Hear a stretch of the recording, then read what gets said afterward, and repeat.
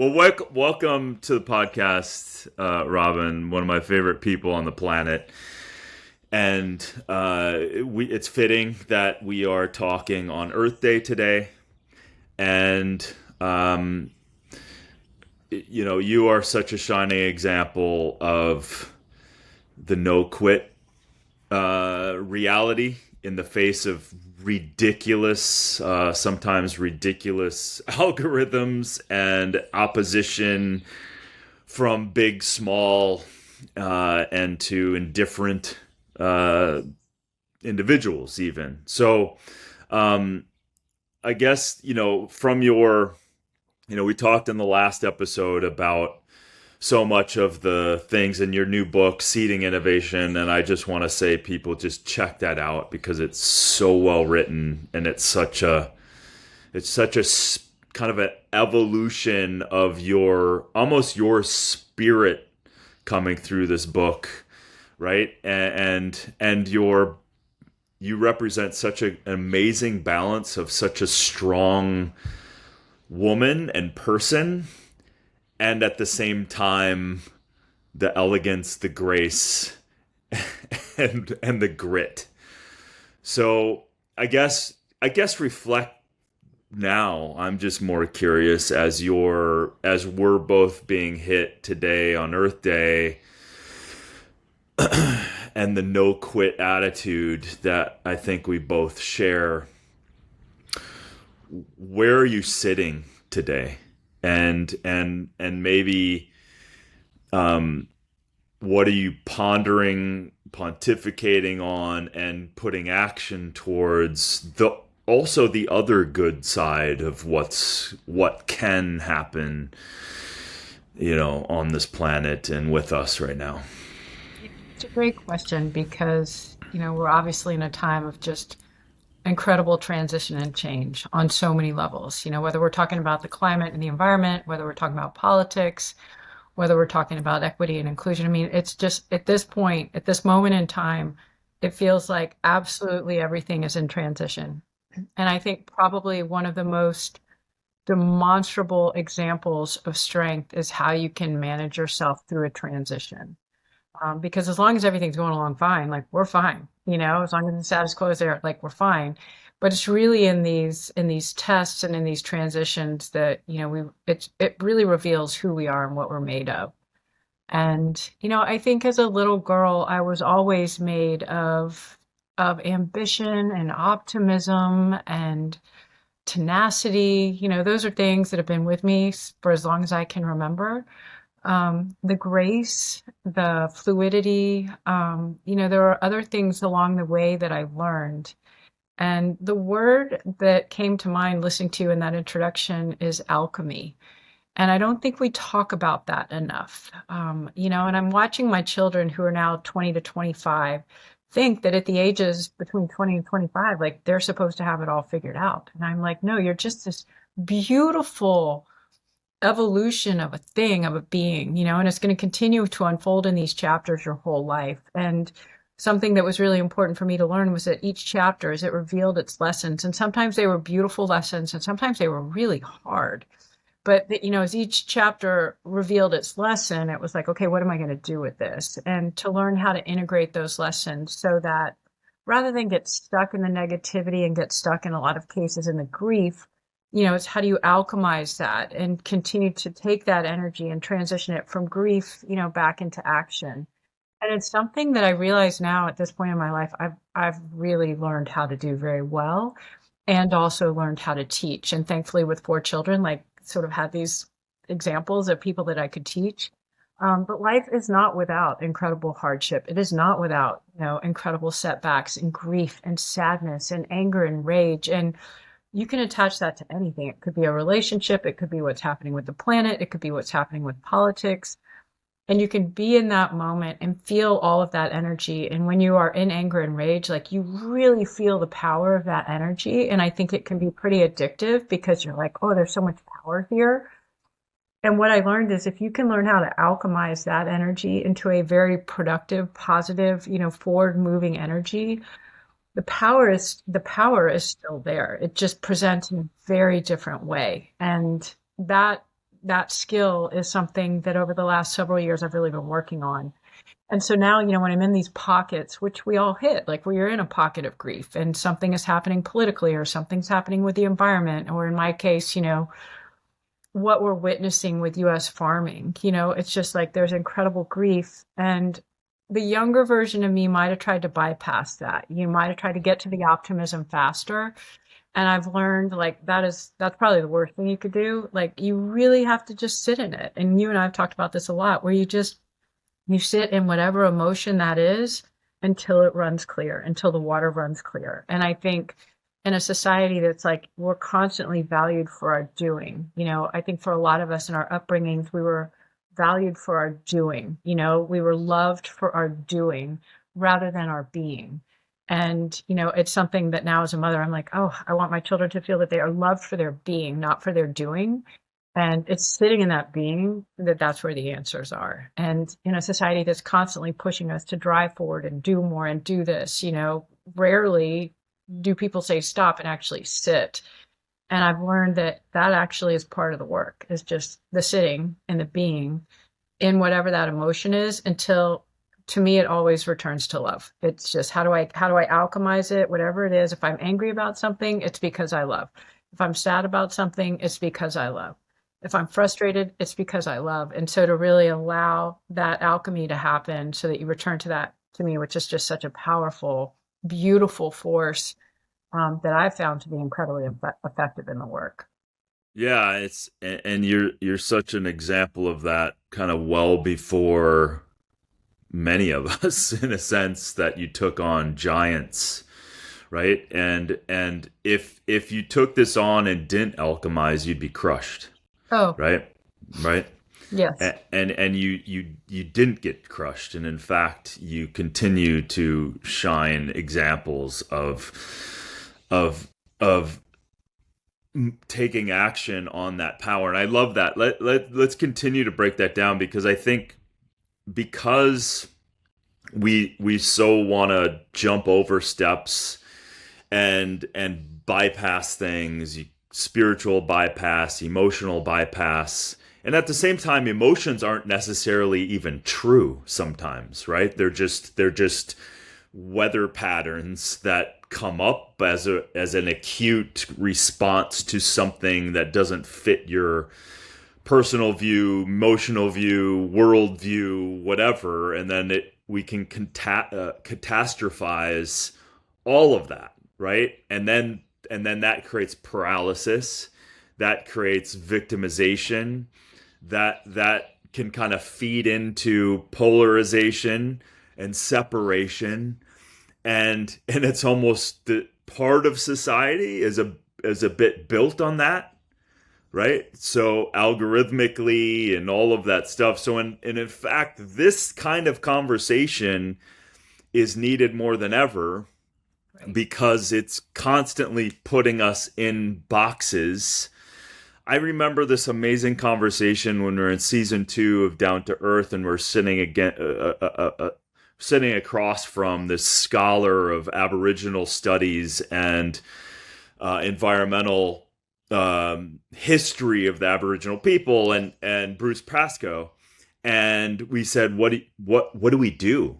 And he goes, sit down and have a conversation with the almost the opposing, because you actually have to embrace, you actually have to bring that together. And that's where you have, in many different systems, you've created bridges, right? But you couldn't get there if you're holding on such judgment and such, kind of, wrongness on a people or a society or a political opposition or whatever. So what do you think the aside from just stopping and not reacting necessarily, what is some of, if you break that down a little bit in terms of, I'm getting a message or there's a system that's absolutely destroying a bunch of things, how do I, as anyone listening,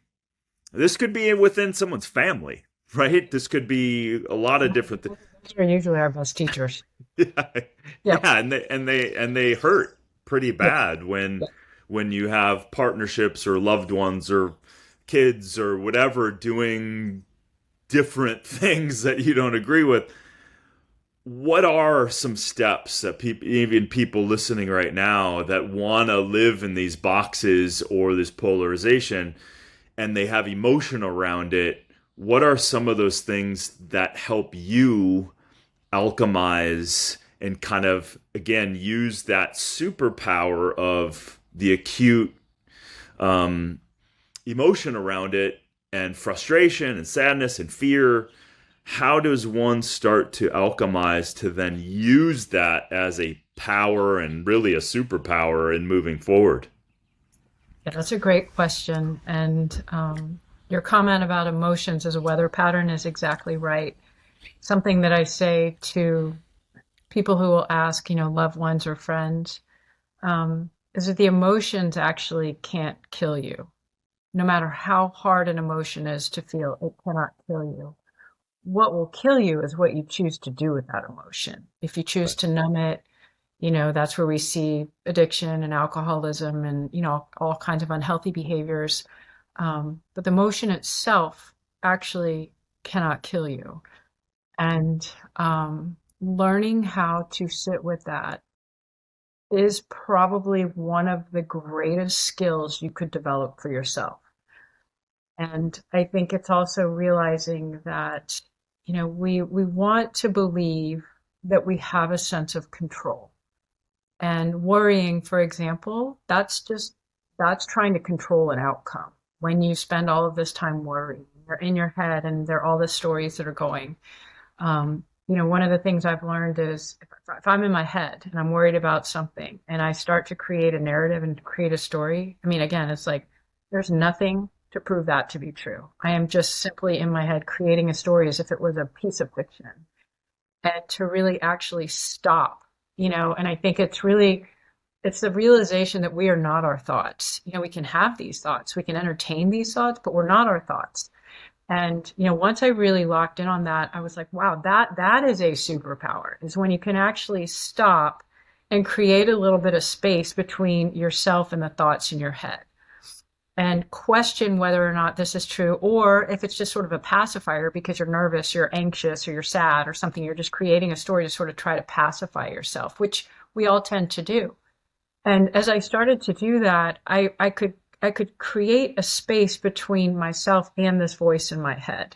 And as I started to do that, I was like, wow, this voice in my head's been really mean. Like it's a pretty aggressive, mean voice that I had in my head. And as I started to create that space, like put a little bit of a wedge in there, I was like, I started to, question like, is it a masculine voice? Is it a feminine voice? Does it belong to a parent? Does it belong to a spouse, a former spouse, someone in your life, And usually that voice is not yours. In most cases, it's probably going to belong to a parent who, in their efforts to try to keep you safe with the limited tools and resources that they may have had when they were younger, in most cases it can be a negative voice, and that was my case. And so I had this very, very critical harnessing voice in my head. And as I stopped and really started to identify that was not actually my voice, I gently could then start to speak back to it. And as I did, it was absolutely game changing to be able to say, thank you. I appreciate where this is coming from. The generation you were raised in, to try to harness one, like to harness this as a form of perhaps trying to protect a child. Like I really can appreciate where that was coming from. Thank you. And, like closing the door on that voice and physically thinking about talking back to that voice. That became a really important it became a really important practice. And then as I did, I thought, what voice do I want to have in my head? Like if this is a really negative voice, how could I replace it with something that's really positive? And I thought about how we talk to our animals, how we talk to our dogs or our cats, how loving, like we just pour love into those animals. And I thought, that kind of kindness, that kind of encouragement, that kind of loving, supportive voice what if I can replace it? And so to me, I pictured like a fairy godmother, this amazing fairy godmother that could just sit on and she was just constantly had my back. And as I've talked about this in different keynotes, people will say, how long did it take you to replace that very critical voice with this very affirming, positive one? And it took about a year. I mean, it's like any muscle that you're developing. You don't just flip a switch and it's there. Like it is practice and discipline and working this thing out. And it took probably about a year. And then once I really had done it, and it's still, if that negative voice pops up, I'm like, thank you, appreciate what you were trying to do. Do not need this anymore. Once I rewired it, with this really positive voice, I mean, I was like, how in the world did I live most of my life and not have my own back? Not have my own Right. back. Like we Right. live in a body where we are constantly berating ourselves and don't have our own back. And it makes life so much harder. And so to really then, rewire that and say, okay, now I'm living with something to have my own back that's reinforcing this positive. And, I think about that piece was really foundational. It was a foundational shift. And then, something that I've just been mindful of my entire life is judgment. And, even as a young person, I really felt that those who sat in judgment were missing the beauty and the multicolor that is life, and that if you could stay curious and stay open without judgment. And again, I think judgment is a form of control. And so, where are you stepping in and using these emotions as a form of control?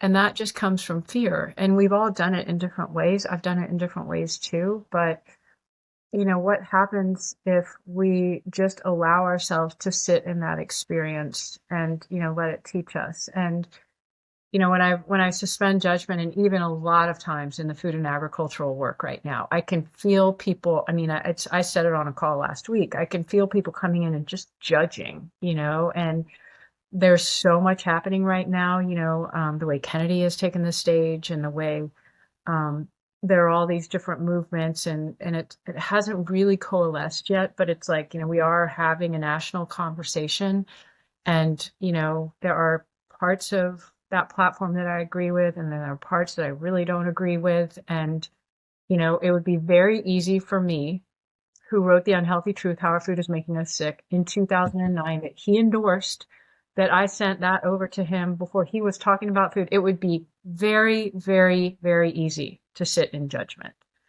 And I had to sit with myself on that for a little bit because people wanted that. They wanted to pull that out of me. And I thought,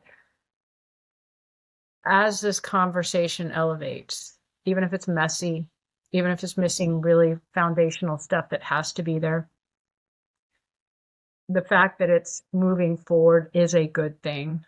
And my time is not best spent sitting in judgment. It's in building better. How do we build better? And so, I think judgment is a complete waste of time. And Yeah. it's a control mechanism. It's driven by ego. It's to try to, put yourself above somebody else. And I think curiosity is probably an attribute. It's something that I really value in my friends. I really value in the people that I love. Do they stay open? Do they stay curious? And to me, that's so critically important right now. Is it, at any given moment, we're in the middle of the story. We're in the middle of the story. We're just in the middle of the story. And so for you, how do you lend the best that you are to moving, I mean, the visual of like driving the ball down the field, I always think about that. It's like, how do I lend the best that I am? And the best that you are and the best that I am are two totally different things. And yeah, they overlap in a lot of great ways.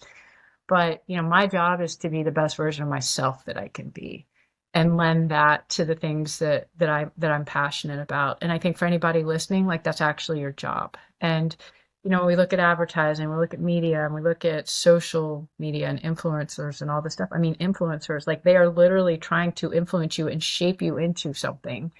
And, your job is actually to be the best and highest version of yourself that you can be.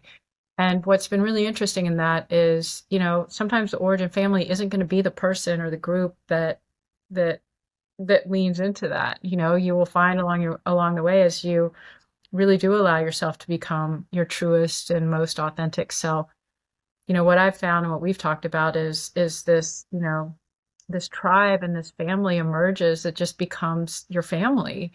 And as they do, the depth of that understanding and the grace and the love that's in it is just so remarkable. And for anybody that's sitting there listening and thinking like they're so afraid, but it's like people can't find you, your people can't find you if you're not being your truest authentic self. Totally. And so, as you're brave enough, and it gets back to the theme of courage and bravery, as you are brave enough to really allow yourself to be seen in your truest self, it's the greatest gift for the people that will love you, because then they can find you easily. They're not having to like sift through these different versions or these masks or these filters. And, I think in a world that is pushing so much conformity, that act of living your truest, most authentic self is one of the bravest, most beautiful, powerful things that we can do right now. Yeah. Well, you said so much there that, you know, it's so easy to identify with the judgments, with the fear, with the anxiety, with the kind of the coming at us with all this information, and then identify with it, and then get so identified with it that you then feed the ego and you feel right and you feel weirdly justified, and you can find more and more information, and who knows how much algorithmic feeding that is just continuously doing. And then where are you in the process? And that's the challenge upon us. Like, I was on calls yesterday and just listening to the strategy of digital influence that is way beyond the influencer, even, right? That is being fed by monster corporations, or and it is a war underneath all of that stuff. It is unbelievable, to the point where I can barely get my head around that kind of mob like mentality that's happening behind the scenes of this stuff. And again, I think the forging of breaking free, like you said, the breaking free of this emotional, because that's all it is, the emotional aggregate of us reacting is the thing that feeds the beast, right? It just continues to feed that same thing. Whereas you're such a shining example, through obviously going through a lot of challenges, and you were pummeled before many of us even knew that kind of thing existed, right? In the food and the ag industry, and it still goes on, right? It still happens in a lot of different ways. And so um it's a I guess the once you're kind of brave enough to stand into yourself and lessen the noise, how does it then, how do you find it then residing in you? So it doesn't mean that, the food industry, the pollution, the ag industry, the exploitation of our planet, the pollution of our planet, the pollution of our bodies, there's so much that I think common sense tells all of us that this is not a great path to go down, right? So then, as you kind of move through and get out of the reactive mode of the emotional reaction, and then it starts to settle in the truth, how do you then find the the path forward in terms of, hey, we shouldn't be polluting this planet with the kind of food we're creating, and now that I am not just making a whole bunch of people wrong, uh, the steps forward that you're taking, how does that look now? Because you you could, if you didn't do this work, you could be, judging Judy over here and just completely validated in the amount of visceration that was attempted on you. Oh yeah, yeah. I mean, I think, for those not those who are newer to my story, because there really were. I mean, you in one of our conversations described it as a crucifixion, and it was a strong word. And at the time, I just remember like feeling that so completely in my body that that's exactly how it felt. I was speaking to this in 2006, 2007, 2008. My background is finance. I'd been on a team that managed 20 billion in assets. I mean, I had the background to really do this analysis, but the groups that I was attacking just came at me in such an aggressive personal way as a blonde woman, as a mother of four, dismiss, marginalize, discredit. And I can count on one hand the friends, back in 2009 when that first book came out that stood by me, and the organizations, and they were not who you would think they would be. And that was probably one of the earliest lessons. Who has the courage to stand beside you when everything is really, really hard? Yeah. And the kind of character assassination that I endured, and the depth of the research that I had done.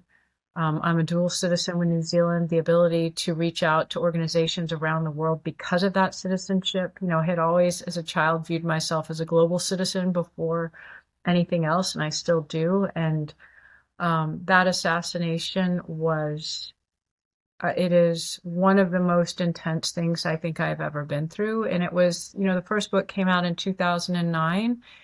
And a couple weeks ago, I was at an incredible event, very private, where I was meeting the president of Iceland. And it was 5 of us that were meeting with her. And one was a woman who had written for the New York Times. And she looked at me and she said, "Everything you said was true, Robyn." And I just appreciated that she had been there to bear witness to it, and that thankfully I'm still here today to continue to speak to it. But that persecution, the intensity of that persecution was, it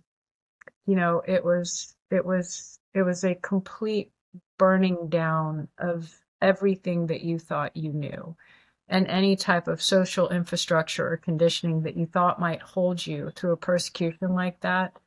I think it really was, that a lot of my early resiliency was born then. But it was incredibly stripping, and it was also incredibly difficult for my children. And they speak to it, and I realized, in the last couple of years, there's a real PTSD that comes with experiencing something like that. I had always been sort of really much more academic and cerebral and very happy behind the computer screen, not somebody that ever wanted to be in front. And so I still tend that way. And when people try to pull me forward, it's takes a lot of work on the inside to step into it. But I really have gotten to a place where the knowledge is such a gift, the love is such a gift, that I just view it as this is a gift that I am so lucky to be able to share and offer with people that care about this or that I love. But that early persecution, it was incredibly intense. And as I've come through that, I think that in the pain that was that period, again, rather than try to end run around it, I really have learned that I'm not afraid anymore of the fact that pain is a beautiful teacher. And, again, we try to numb it, we try to avoid it. If you had asked a younger version of me, I think probably the greatest thing that I feared in my life was just a very acute heartache. And to live through that kind of pain, whether it's through the death of someone you love, the death of a relationship, in any capacity, that pain, if you allow it, it becomes this incredible teacher. And it helps reveal to you, the places where you are the most vulnerable, and to find the people who can hold you in that vulnerability, and help you rebuild, and to rebuild out of that place of 2009. And then again, 5 years ago with things that I was going through. you then come to the other side, and when you have completely kind of, burned everything down and very intentionally put the bricks back together, at that point, you know entirely what you're made of. It's not anything that you've inherited. It's not anything that you've assumed. It's not anything that you've been conditioned into. You go through this sort of rebirth, and you know exactly what you're made of. And then once you're in that place, then you're like, I can handle it because I know I'm not hiding from anything. And so I listened to you ask that question. Two words that came up. One was belonging, because I think what we all crave is a sense of belonging. And so to be an early whistleblower on the food industry and be thrown out, to have the exact opposite experience of belonging, personally and professionally, to have that experience happen. I mean, it's why isolation is used as a form of punishment, because it is so acute and so painful. And so I think, that sense of belonging is what it's something that we all crave. And yet in trying to achieve that sense of belonging, we fail to belong to ourselves. And I think in that lesson, what I learned was I have to belong to myself first. Otherwise, the belonging, it won't be with the right people. It won't be with the Right. right groups. And that sense of like, do you actually belong to yourself, or are you living to perform to someone else's values or standards or conditions? And I was. And so, to completely return to belonging to myself. And then once you do belong to yourself, again, gets back to that authenticity and the intention with which you choose your friends and your partners. But it's not everyone, I don't think, would go through something as acute as that persecution that I had in those early years. Um, and again, it's the grace that I can hold all of this with today. I am so grateful because that pain was such an incredibly powerful teacher. And to understand that, the first part of my life I had spent scrambling for some kind of sense of belonging that was outside of me without actually figuring out how to do that in here. And when we talk about climate, I think what we're missing is that this is actually the climate work, that we actually have to get really clear on who we are and why we matter, the value that each of us brings to the planet at this present time. Because if we don't value ourselves, then we're not going to value the water or clean soil or clean air or, any of this stuff. And so, I really do think a lot of the climate work is an inside job, because then once we figure out like, wow, I really do have this unique reason for being here. And and then that's a reason to want to engage in this greater effort. And I think that then it becomes this sort of collective thing, and then we're all moving from that place where it's like it's coming from a really healthy energy, as opposed to something that is judgmental, fear-based, angry. And you and I both know, I mean, it's really hard to mobilize people for the long term with anger. You can catalyze it, you can engage them in the beginning, but like nobody wants to be angry all the time. I mean, it is just a drain. And so, again, can you use that as a catalyst? You can, but ultimately, like, you've got to alchemize it back into an energy that feels very positive and expansive. I think, you talk about bridge building to mobilize and create the movements that we need to have happening right now. Yeah. Well said. And I'm glad that's part of this conversation and your further alchemy, because it is so easy to judge the world as wrong and then have almost this friction running us, which that that runs me ragged.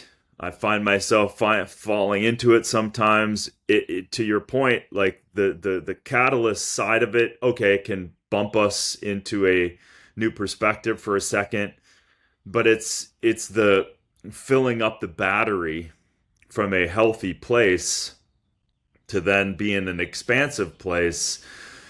To your point before, it's like find your people, your tribe, your community. Whereas you started this whole thing and then you got exposed and isolated into this whistleblower, but through that, and it continues, right? Through that, you then start to find your real tribe, your real community, the people that have worldviews that are similar, and that's the inner work that's so easily blown off, and fluffed off, and again, that bridge building is so needed from that perspective, or else it's just siloed. It happens all the time, right? It's a silo. It happens with documentaries sometimes, or films, or whatever it is. It's like, okay, we're speaking to each other, but it also is, there's a judgment in there that keeps it from proliferating into the bigger audience, to hit that part of, like, I find this all the time between plant-based and carnivore and like, it's just, Yeah. Oh, it yeah. happens so much, but in fact there's some tenets that we can all circle around, and we're having this conversation on Earth Day, the representation of, let's like think of the Earth, let's think of this blue planet, let's all come together going, it gives us life, and no one can argue that. And so what are some of those places that we can strategize and come together on, that we all are facing, and message it in a way that's inviting and not judgmental? And Yeah. that is it's a constant kind of, Well, I mean, I think it gets back to, with judgment, we have a sense of control. right, And with that sense of control, it's ego, it's me over you, you know? right, And what we need is we over me, right, And so sitting in judgment, and I mean, perfect example, plant-based meat, like that whole thing. yeah, Um, Something I've always maintained, because I'm originally from Texas. It's like, I want everyone that I love eating the cleanest they can eat in whatever given category they're eating in, And right, right, so it's like, if it's a meat eater, then eat the cleanest meat you can. If you're plant-based, get the cleanest stuff you can, the most unprocessed, clean version that you can. And it's that to me, people hear and they feel it, because what they feel is, I care about you, and I'm not here to judge you or tell you what to do, but I care about you. So whatever category you're living in, do it at the highest integrity, and then that is a way to engage people, because then they're like, wow, this person has my back. right, And that I think is also what we all crave. I mean, we all know the feeling of when you're feeling really fragile and vulnerable, what it feels like when somebody like puts their arm around your shoulder and just sort of tucks you right in. And that sense of belonging, and that I've got your back, that energy, I think is so powerful. But the word friction is something I've thought about a lot, because for me in the earlier years there was so much friction. And I think when love is conditional, there's friction, and you have to perform, in order, there's this friction in the performance that you have to earn that love. And again, whether it was a generational thing or a fear thing, that conditional love, friction is part of it. And so there's in that friction, we may call it chemistry, but it's like, what it actually is friction. And that an unconditional love is just this beautiful peace, and it's this beautiful ease. And it is so unfamiliar to so many of us. And so we tend to question, like, where's the challenge? Where's the friction? And it really kind of gets back to, this concept of flow state. And in flow state, you are trying to be as frictionless as you can possibly be. And, to think about that as it relates to your relationships, those relationships, like our friendship, I mean, just the ease of it, and just the way it flowed, and the way it just literally started that way so naturally. And once you start to experience that, you're like, really, like, these are the people I want to have in my life. And it's okay, just as we have to unfollow and unfriend people on social media, we can do that in real life too, and right, then all of your energy starts to flow into this beautiful ease and this beautiful flow. But I think it's hard to give yourself permission to sort of let go of certain relationships that may have accompanied you in the first several chapters of your life. And it's a really important thing to do. It's not saying like you can't have one foot in the past and what you really have to go both feet in.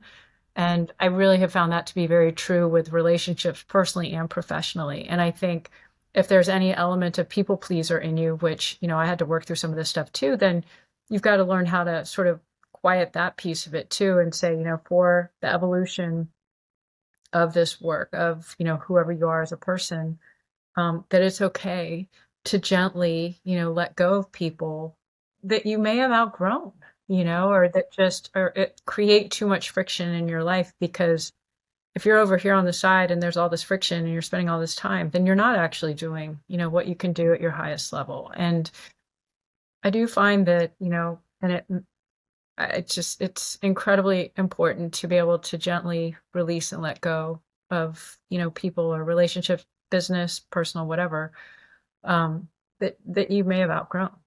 Yeah.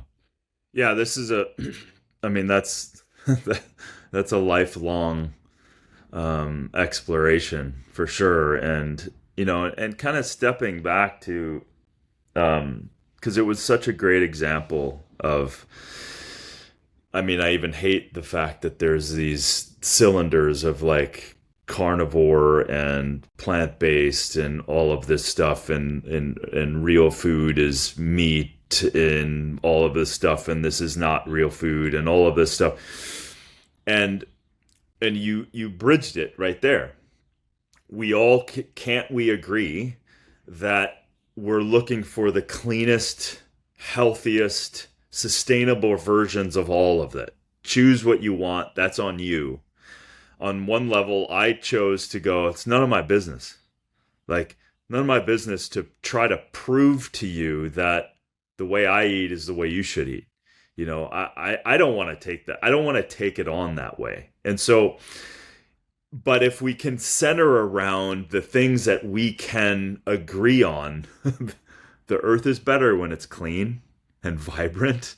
We are better and healthier when we're eating whole food, and we're eating healthy food without chemicals, without hidden harms in our stuff. And again, those things are lost because of these kind of judgment kind of cycles. And I'm so desperate to be right, that it is at the detriment of everybody, including myself. And I wasn't even going to bring this up, but I literally am in talks right now, and I don't know, we'll maybe even edit this out, but I'm in talks right now. I didn't even expect it to happen, but Beyond Meat reached out. and they said, we're doing all this change, we're doing all these things, and I was like, oh, let me, and I led with curiosity. I'm like, I'd love to learn. I went to their facilities, I saw how they're doing it, what they stand for is absolutely been lost. They were attacked and eviscerated by the farm, and we've actually, friends of mine they looked, and pharmaceutical industry, the meat industry, the ag industry, all of them paid to just eviscerate this movement of they were just trying to present a cleaner, more sustainable version of food, and it's not processed the way people were saying it is. It's like your protein powder is more processed than some of this shit. So it's like, but again, it's not about you need to do this or do that, but it's I guess my point is it's just I don't know what my point is, but it's like that's the example of, I can get behind a company who's like at least presenting to me as transparent, standing for something incredible. When I met Ethan Brown, the CEO, he was like, oh my God, you're part of the tribe. Like, you're an incredible, and he's hurt. Similar, right? He's similar. He goes, I'm hurt by what happened to us, because here I was trying to make something great for the world. And then all of a sudden, the attack comes. And again, it's not trying to say everyone in the world needs to eat this way or that way, but Well, I it think, yeah, and listening to you, Darren, I mean, you know, the conversation around how money influences these yes, dialogues is yes, tremendous. yeah, To have been a target of those campaigns, to, once you've been a target of one of those campaigns, you just see it really clearly. Once you've been in those crosshairs, like you see it. And it's always one of the first questions is, okay, who's funding the counterpoints here? And, something I said in my first book, which I still to this day maintain, is that, when it comes to anything related to food science and nutrition, we've got this he said, she said debate where depending on who's funding whatever side, it's going to depend on, basically the talking points. And, industry funded science, I mean, that is actually the fiduciary duty. That's their job, is to fund the science that's going to help them sell and promote those products.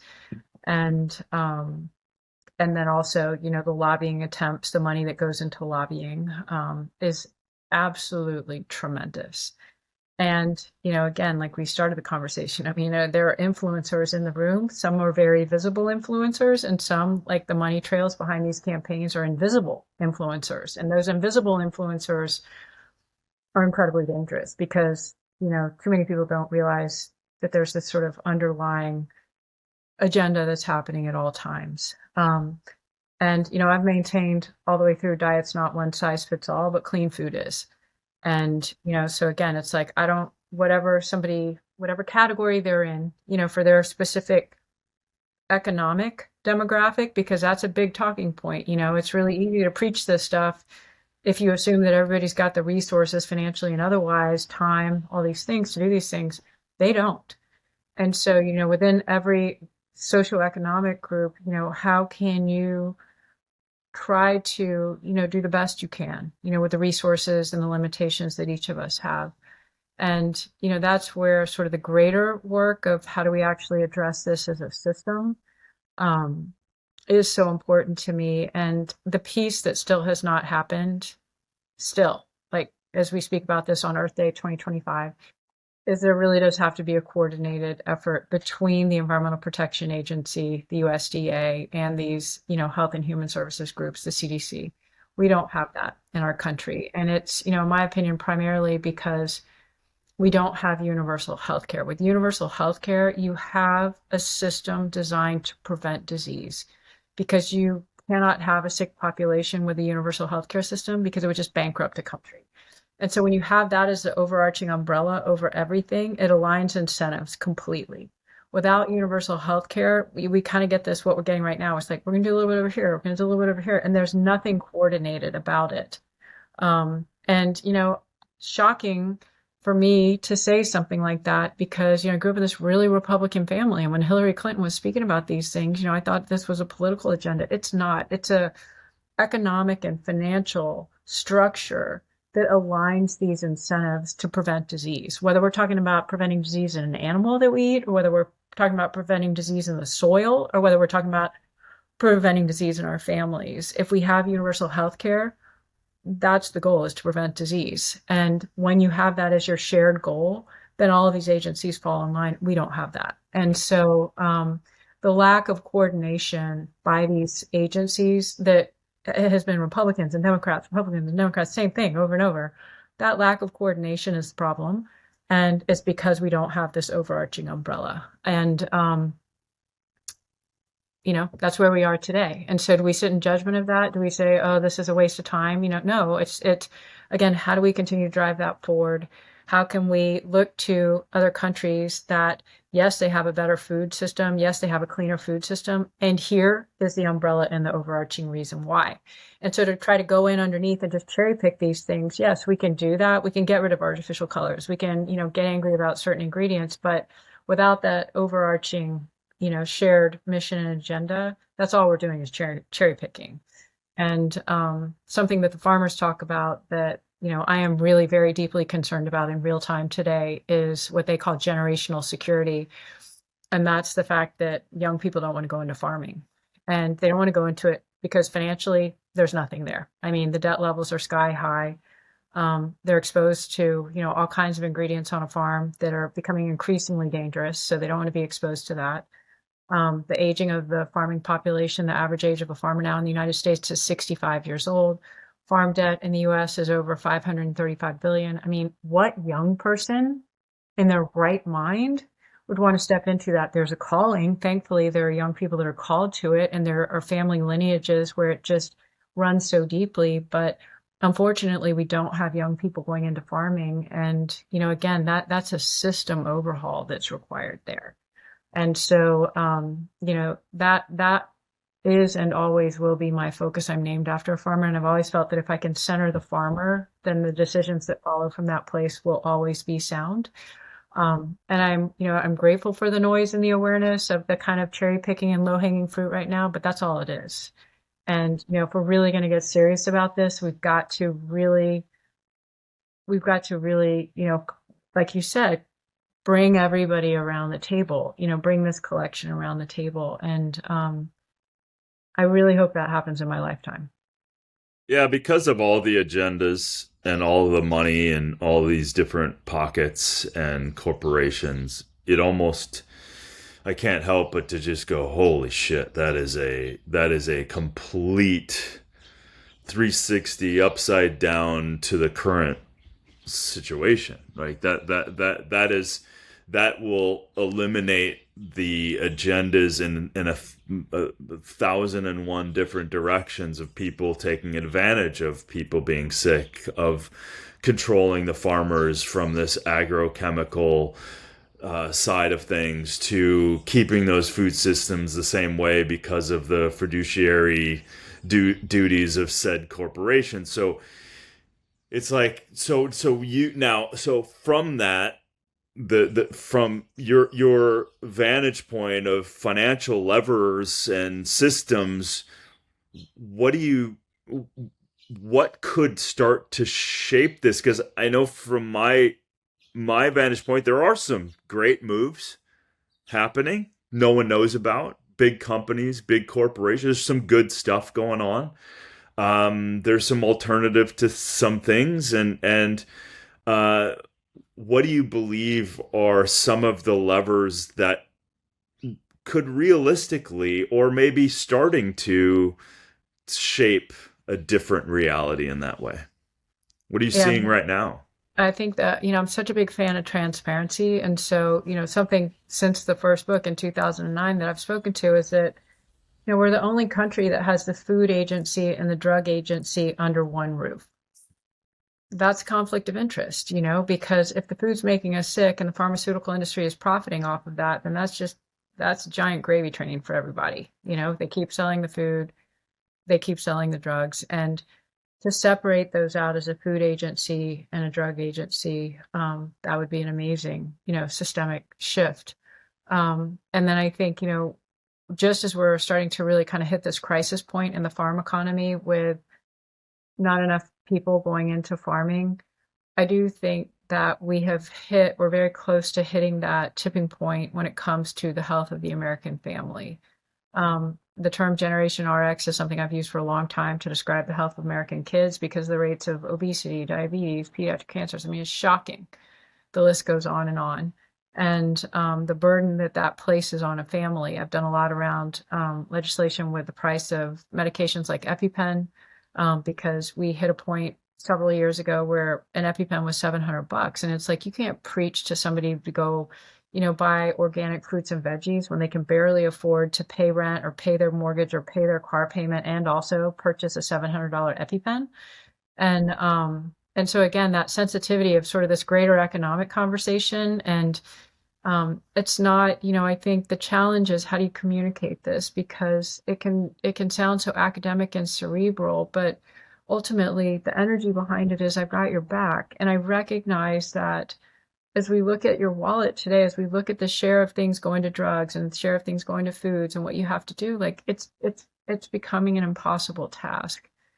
And so I think because of the way that drug pricing and pharmaceuticals, the way that's escalated to such a backbreaking level, it's that ultimately begins to force a change, and again, it's capital drives change, whatever, and whatever way we're collecting those things. But I think, we've seen it. I think probably one of the most shocking and clear examples was with the assassination of the healthcare CEO. And to see the response to that act of violence, it voiced a sentiment and an emotion that a lot of people shared, which was, the backbreaking cost of healthcare in the United States is impacting families. And I mean, it just was incredible in such a politically divisive climate to see such solidarity in the voicing of it's backbreaking. It's backbreaking. And so I think it's going to be something in that combination of the backbreaking costs of healthcare, the fact that we're one of the only countries that ties healthcare to employment, that we don't just grant that as a basic right. I mean, we're one of the only countries that do that. And so, there's a lot, I think, that has not yet been discussed, that needs to be brought forward and to really, take some of the brightest minds and say, how do we can't just, there's nothing here to fix. Like, to me, it's not fixable. It's how do we structure better? How do we build something that's better? Because when I look at it, food security and health security is national security. And we really are at a point where young people are not healthy enough to serve in the military, whatever you believe in the military, like they're just not healthy enough with the rates of diseases like allergies, autism, ADHD, asthma, diabetes, pediatric cancer, all these things. So we've got that, and then the food security. If we don't actually grow what Americans eat and we're dependent on other countries, for our food supply, that leaves us vulnerable, whether we're talking about tariffs or we're talking about climate. Like there's real vulnerability in not actually growing what we eat. And so how do we restore the soil here in the United States that has just been abused by these chemicals for the last several decades? How do we restore the soil so that it can grow healthy, nutritious food for American families? Because to me, like that's a national security mission. And, there are different groups in NATO that allocate, 2% of NATO's budget to sort of these defense budgets. And to me, it's like, let's think about 2% of a budget and allocating it towards food security as a national security measure. And I think we need to start talking about it that way. We really need to start talking about it that way, with people who are really well versed in the intersectionality of all of this. I think right now, a lot of the conversation is the cherry picking that we've talked about. There's plenty for class action lawsuits, and that will continue to unfold. But what I'm focused on is what needs to be financed underneath that, what infrastructure needs to be put in place underneath that so that we have a secure, nutritious, healthy food system. And when you're suing, to take away all of these things, I understand that. But then what? What actually is being financed and put into place underneath and building out of that infrastructure? And I don't see that yet. And so, there are different conversations that I'm in. There are a lot of women in philanthropy that are really very focused on food security and nutritional security.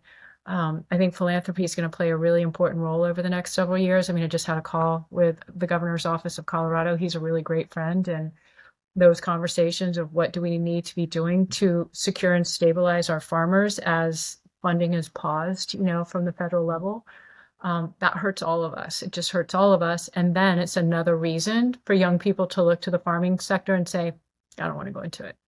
So then it really, it's just furthering and amplifying this kind of food security as a national security crisis.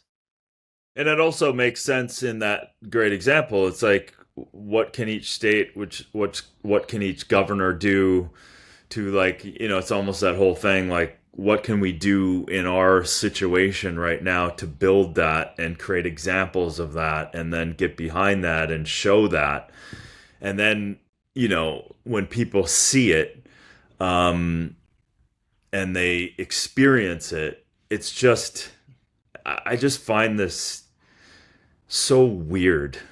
It just strikes me that in our lifetime we're having to fight for nutritious food, and then how it's grown. That is, why are we even, like, it's not the most empowering question, but why the hell are we even here? Like, why is that food security, health security? What have we got so wrong as our human family, and certainly in the United States?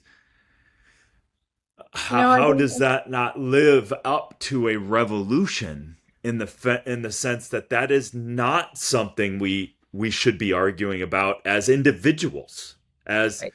as no matter what you eat, no matter what category or bucket, let's just focus on, you want your kids healthy, you want your food options to be healthy, you and you want to have the ability to reach out and take care of yourself, in a meaningful way. So it's just crazy making, the fact that this is even a thing. Yeah, and I think, again, when you really look back on it, again, the facilitating of the ease of access, the ability to, back when we really had a very simple understanding that, we were focused on calories in, calories out, and again, Yeah. what we've learned over the last few decades in particular is that is not true. Right. And it really did used to be that it was calories in, calories out, and now we're realizing that is just not true. And so, to acknowledge that the understanding that we had 30 or 40 years ago is very different to what we know today, and that it really does require us to self-correct. And again, it gets back to the early part of the conversation, like, how comfortable are you in that moment of reflection where you've got to completely, shift gears? And that's where we are. And I agree. I think the polarization between plants and meat, is, it misses the plot, which is we all deserve a really clean food system. Right. And it keeps everybody kind of fighting at each other instead of pointing forward to accomplish what so many of us know needs to happen. Totally. Hold on, I gotta plug my computer, and I'm getting just a warning of, and we'll wrap it up here in a second. But my um yeah. Oh god. Okay.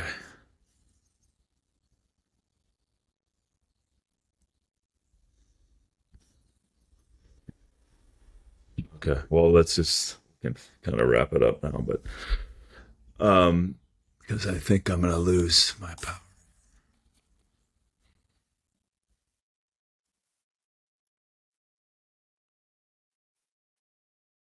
Sorry about that.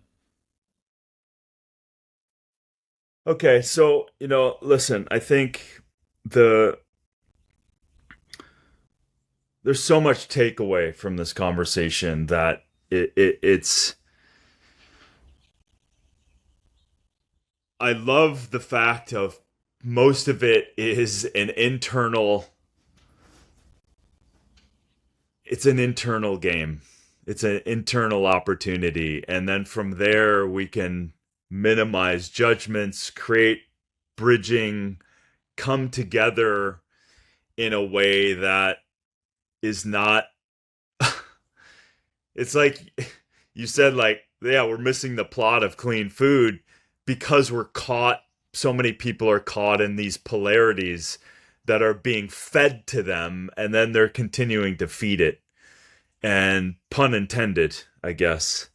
um so what are the top three things you're the most optimistic about, and what, I guess, will come to a nice crescendo there? What do you think of the top one, two, three? it was Jamie Oliver. I did something with him such a long time ago, and I remember him saying, we've inherited a food system that took decades to build into this place, and we're Yeah. not going to fix it overnight. And so, to really look at this as like we're still tip of the spear right now on solving for so much of this, and that it's going to continue to unfold. It's a long game, Right. and that in our lifetimes, I do really believe that it's our generation's work to really restore the health of the country, Yeah. and, restore the health of the farm economy, and that you can't talk about any of these one things without the other. Um, and I think it's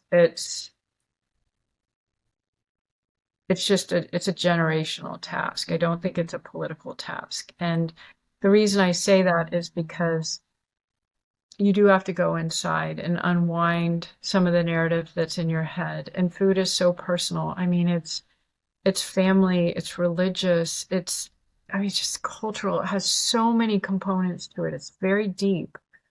And that's why, like, if somebody comes at you and sort of chastises you for something, your immediate reaction is go like this.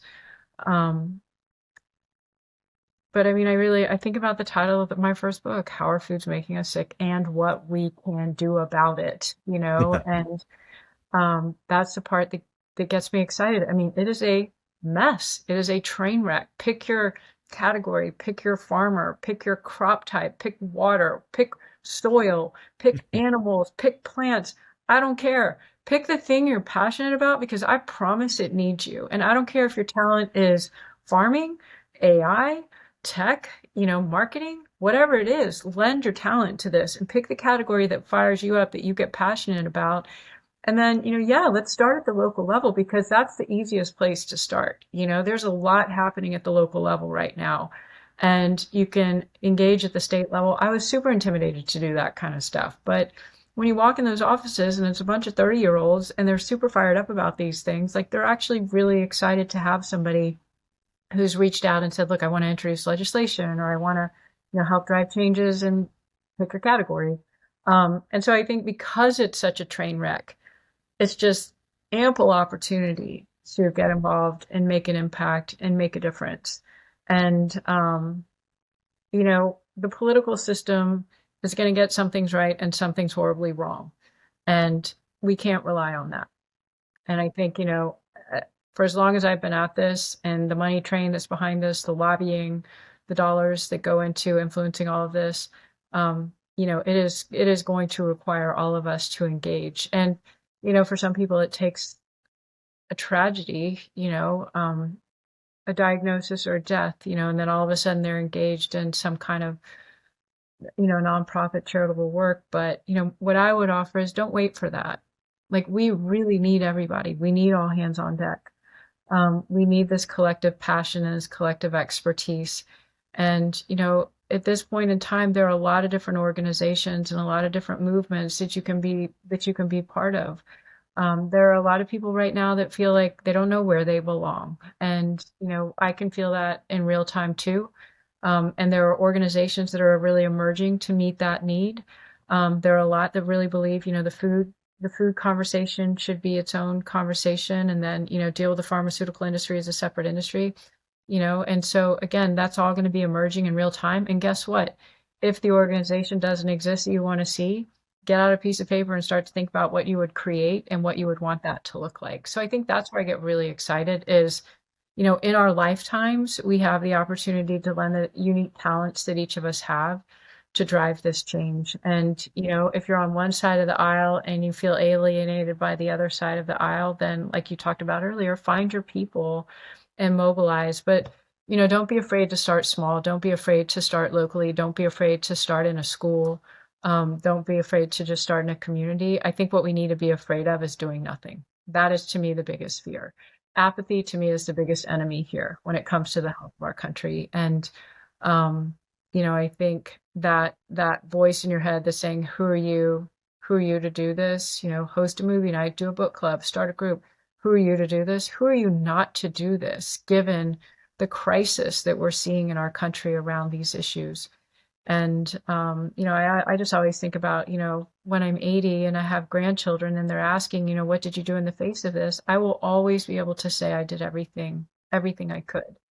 And I'm very happy flying under the radar, when I need to, and really sort of like a root system. That's what I love to do, is like, how do I strengthen the root system here? And I don't need to be out in front. And I've been at this for almost 20 years. And, to just be a resource, whether that's, on the more academic side with the information and connecting people to the right organizations, or as a cheerleader, to really encourage people that they really matter and we really need them in the game. Those are the pieces that really excite me, because I don't think it is such a massive train wreck. It's such a massive train wreck. So like, get in there, get involved, help us figure this out. That's the good news. It's a train wreck. There's a lot to do. Well, It's- and then I just think, it's when you really